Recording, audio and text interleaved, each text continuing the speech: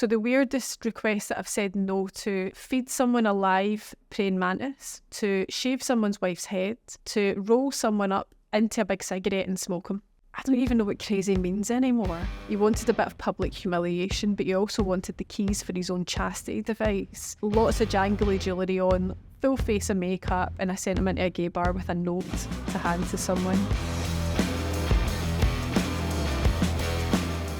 Hi, I'm Megara Furie. I've been a dominatrix for 13 years, and this is everything that you've wanted to ask a dominatrix. For this interview, I would like my safe word to be harder. I decided that this was the career for me after one session of doing this. I get into it through dancing. I was a stripper for a while, and I met someone in the club who knew a dominatrix and knew that she was looking for people to train. So I went to her place to see if I'd liked it or not, and after one session I just knew that this was for me. A wee old man turned up. He looked like just someone's grandpa, with a wee paper under his arm and a flat cap on. He came in and he wanted needles through his nipples, then electrocute the needles in a butt plug with a curly pigtail on the end of it. Not what I expected him to ask for at all. I had a guy who looked like a big bodybuilder with lots of clothes pegs attached to the front of his body, and I was taking them off with a whip. Then I had him kissing my feet and telling me thank you, spat in his face. I'm mainly self-taught. I had a mentor to start with, and after a year I got my own place. I rely on a mix of my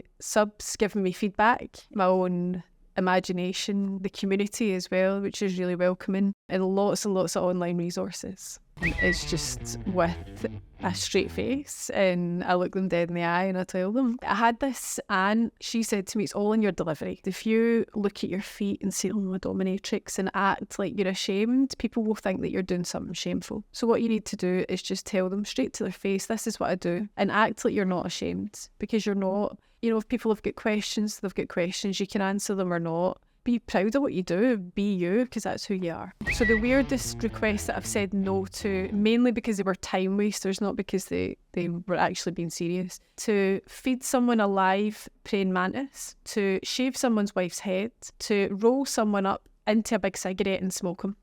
So a misconception about BDSM that I would love to clear up is that submissive men are somehow weak or less than or soft. I mean, sometimes they can be soft and all of these things, but there's a real strength in being able to be that vulnerable, being able to lay your shit bare, being able to put yourself in all of those little fantasies and secrets and things that you maybe haven't told another soul, and be able to share that with another person. Also, on the physical side of things, there's a real strength to it. Take someone like Conor McGregor, for example, who will get into a ring and on an octagon, and for about 15 minutes he tries his hardest not to get hit. I've got guys that will stand and take a full 2 hours of ball busting. Who would you rather meet in an alley?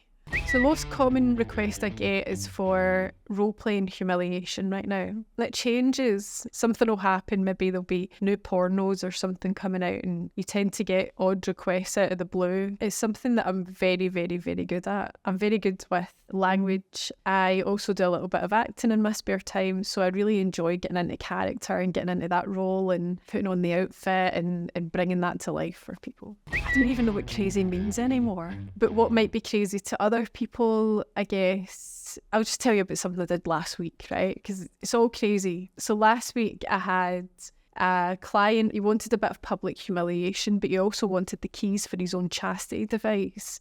So I set him a task to do, because he wasn't getting his key otherwise unless he did something for me. He's someone that you would consider a slave, right? He turned up at the dungeon. I put a vibrating butt plug in his backside, which was remote controlled. Using my phone, I can control it from anywhere in the world. So 10 minutes down the road's not going to make a difference. So I put this butt plug in him. I also gave him a couple of hits of poppers. Absolutely loved it. He had lots of jangly jewellery on, full face of makeup, and I sent him into a gay bar with a note to hand to someone. Now, he didn't know what's anything said on that note, and he had to bring back a signature, so I knew that someone had read it. The note itself was pretty tame. The beauty of that is he didn't know that. In his mind, that did all the work for me. And he went into town, he got the note signed, brought it back, and he was just flustered beyond measure. He was just like, oh, this is amazing.